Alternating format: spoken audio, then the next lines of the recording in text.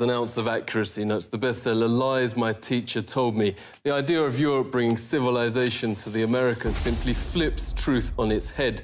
This is what European explorers actually found in North America. Far and away the most beautiful city on Earth.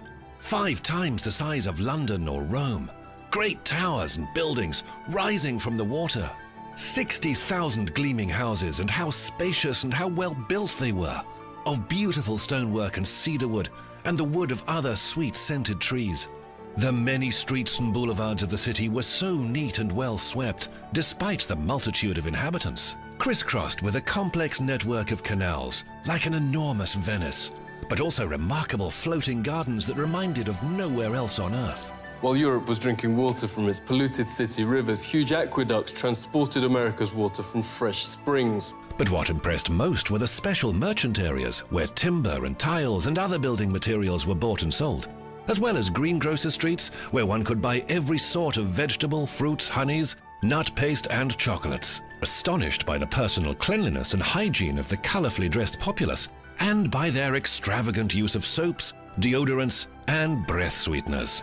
Most Europeans never bathed and kept clothes on at all times. The Pilgrim's Notes biographer Zini Feiner had a terrible smell.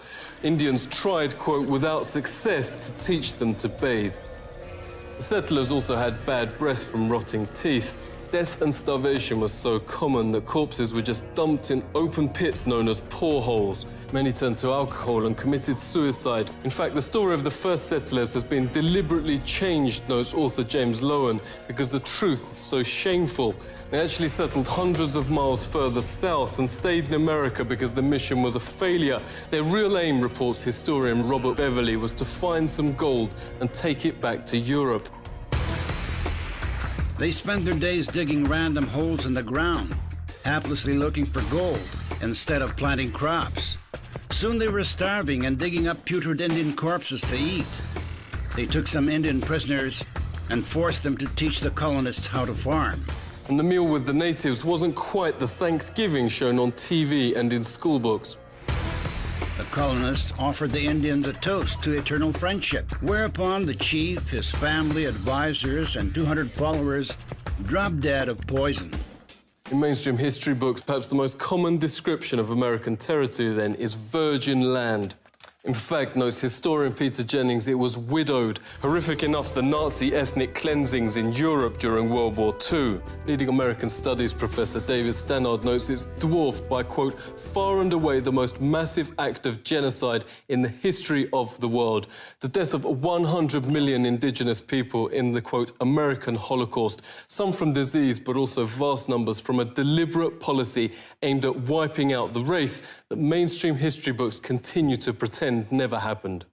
He knows when Heinrich Himmler called the final solution, quote, delousing, Himmler was only echoing the Pilgrim Army's rallying cry, nits make lice, nits being Indian babies. This was a map of Indian nations across the US. 80% of the first government's entire budget went on attacking existing Indian settlements to take their developed farmland. The settlers would most probably not have survived, writes Jennings, on their own. 95% of America's entire population was then wiped out. American Holocaust notes there is documented evidence of colonist leaders going town after town, deliberately killing all men, women and children. Yet school text and history books remain silent. Orders came from the very top. Under the direct order of George Washington, at least 28 of 30 Seneca towns and all the towns of the Mohawk, Onondaga and Cayuga were simply obliterated. George Washington wrote the Indian country, quote, must be destroyed. Thomas Jefferson called to, quote, pursue Indians to extermination. Nobel Peace Prize winner Theodore Roosevelt called beneficial the eradication of the native race. Stannard notes genocide was official public policy. California Governor Peter Burnett in his 1851 message to the legislature. Extermination must continue to be waged until the Indian becomes extinct. Another governor issued the public proclamation to, quote, pursue, kill and destroy all Indians. A witness notes the ensuing bloodbath practically wiped out the native race. The whites shoot them down like wolves, men, women and children, wherever they could find them. This war of extermination against the Aborigines is tending to the final extinction of the race. What reportedly saved the race from extinction was their use as slave labour. This extermination policy has proved so injurious to the interests of the whites.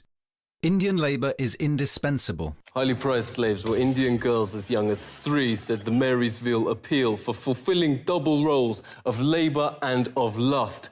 Phil Lane Jr. is hereditary chief of the Hankton One First Nation. Phil, really great to see you. What facts are being airbrushed out of history?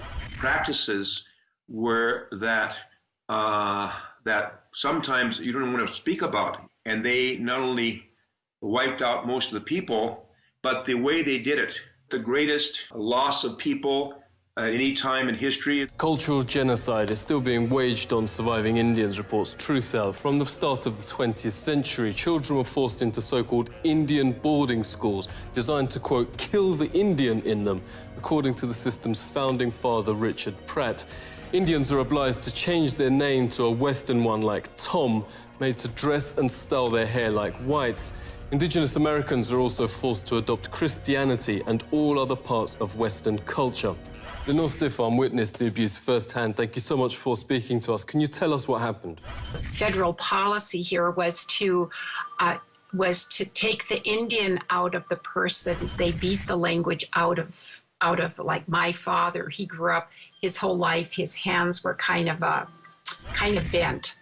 As a result, he used to talk our native language, but he never wanted me to learn. I consider myself a recovering Catholic because of, the sexual abuse that I experienced, from the Catholic